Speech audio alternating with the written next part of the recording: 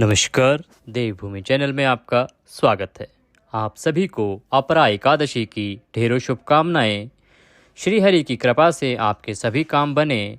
प्रभु के आशीर्वाद से आप जिस भी उद्देश्य से इस व्रत को कर रहे हैं, कथा को श्रवण कर रहे हैं या आज एकादशी पर पूजन कर रहे हैं, वह उद्देश्य अवश्य ही पूर्ण हो, वह कामना आपकी अवश्य ही पूर्ण हो। भगवान श्री हरि का आशीर्वाद आपको एवं आपके परिवार को प्राप्त हो, ऐसी हम कामना करते हैं।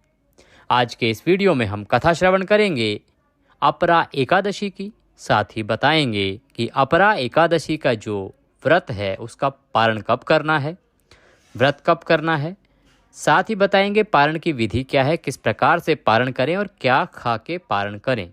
अगर मुहूर्त निकल जाए पारण का तो क्या करें। ये सभी जानकारी आपको हमारे आज के इस वीडियो में प्रदान की जाएगी। वीडियो को अंत तक देखें और वीडियो के कमेंट बॉक्स में जय श्री हरि लिखना ना भूलें।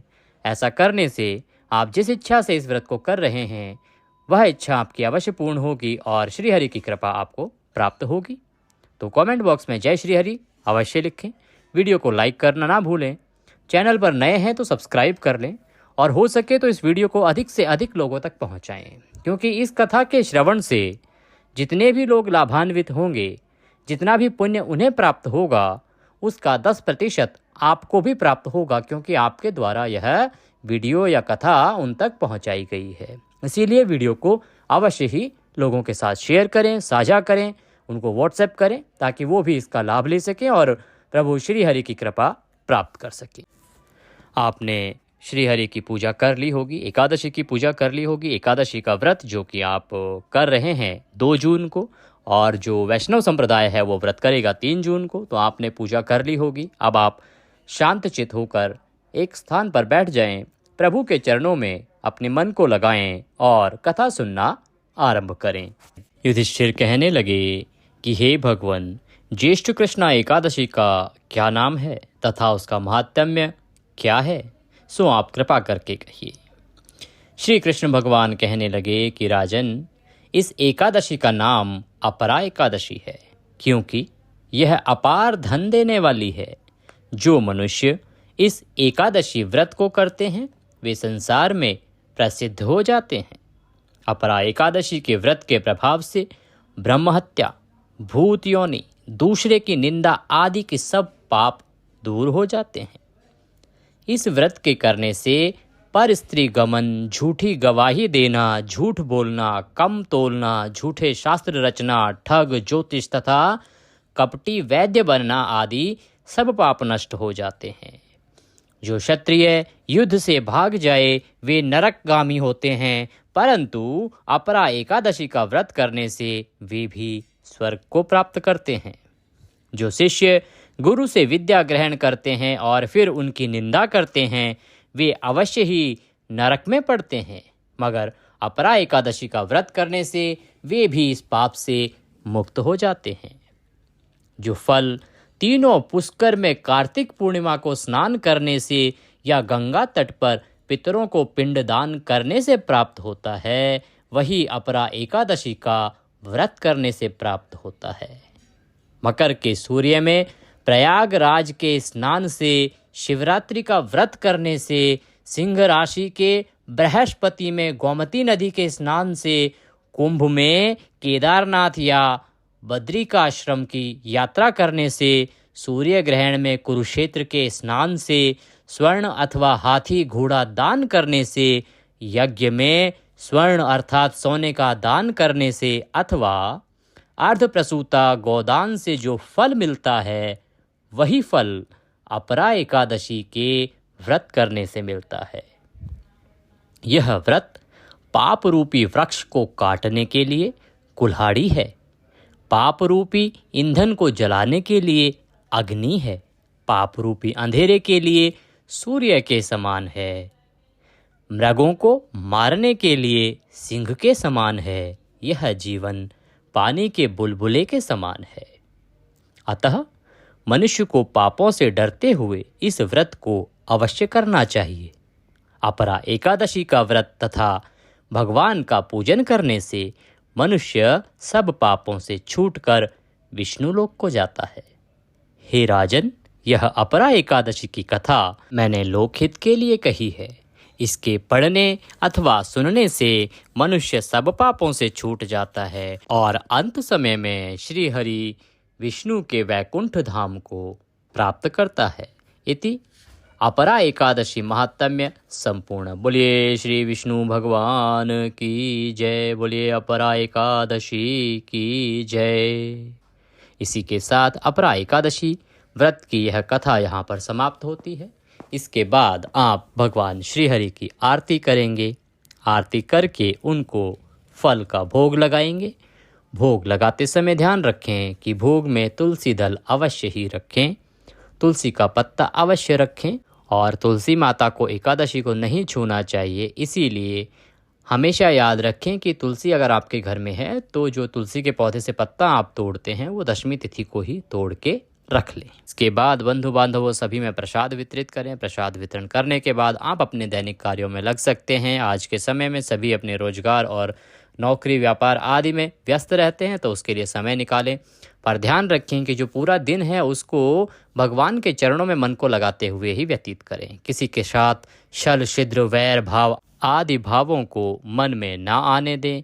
किसी के साथ द्वेष की भावना ना रखें। किसी के साथ कपट ना करें। किसी का बुरा ना करें। काम रूपी जो पाप है उससे दूर रहें। ब्रह्मचर्य का पालन करें और शालीनता से अपना दिन व्यतीत करें।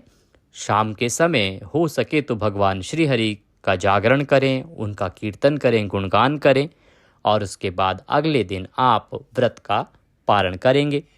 देखिए, एकादशी जो अपरा एकादशी है इसका व्रत आप कर रहे हैं 2 जून को। जो भी स्मार्थ जन हैं अर्थात जो ग्रस्त जीवन के जन हैं, सामान्य जन हैं, वो 2 जून को व्रत कर रहे हैं और 3 जून को इसका पारण करेंगे।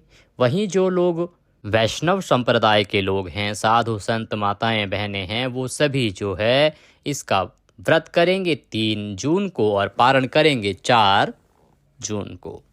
अब पारण का समय बताएं उससे पहले जान लेते हैं पारण की विधि। तो अगले दिन अर्थात 3 जून को आपको सूर्योदय से पहले अवश्य ही उठ जाना चाहिए।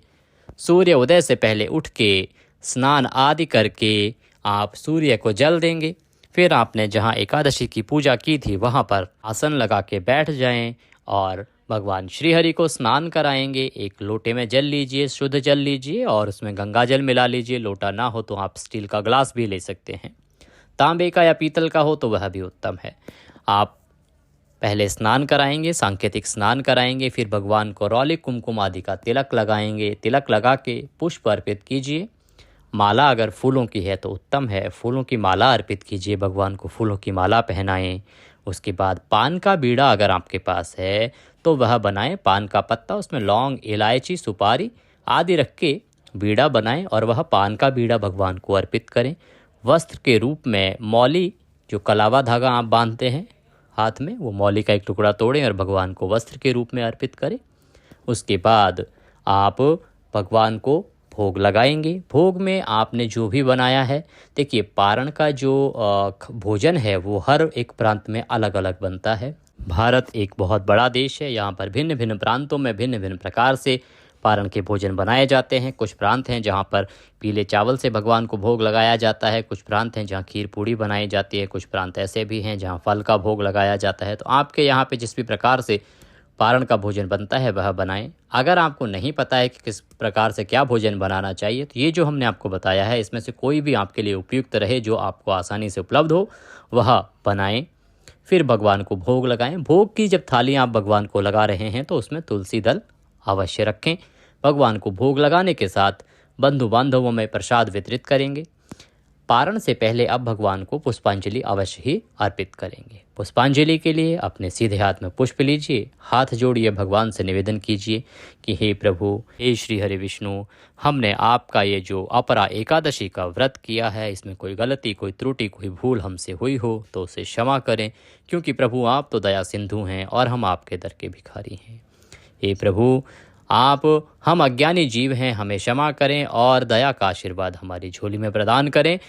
आप जिस भी उद्देश्य से इस व्रत को कर रहे हैं वह उद्देश्य दोहराएंगे कि प्रभु इस कामना को आप पूर्ण करें और सदैव अपना आशीर्वाद हम पर बनाए रखें। इसके निमित्त आपको देने के लिए हमारे पास कुछ नहीं है, क्योंकि तन मन धन सब कुछ आप ही का है। हमारे पास क्या है? मालती मलका जाति सत्पत्राणि संयुक्तम पुष्पांजलि मया दत्ता ग्रहाणाम परमेश्वर। और वह पुष्प पत्र पुष्प की जो भेंट है प्रभु उसे स्वीकार करें और पुष्पांजलि अर्पित कर दीजिए। जो पुष्प आपको हाथ में लिए हैं वो भगवान के चरणों में छोड़ दीजिए। भगवान को नमस्कार कीजिए और अपने व्रत का पारण कीजिए।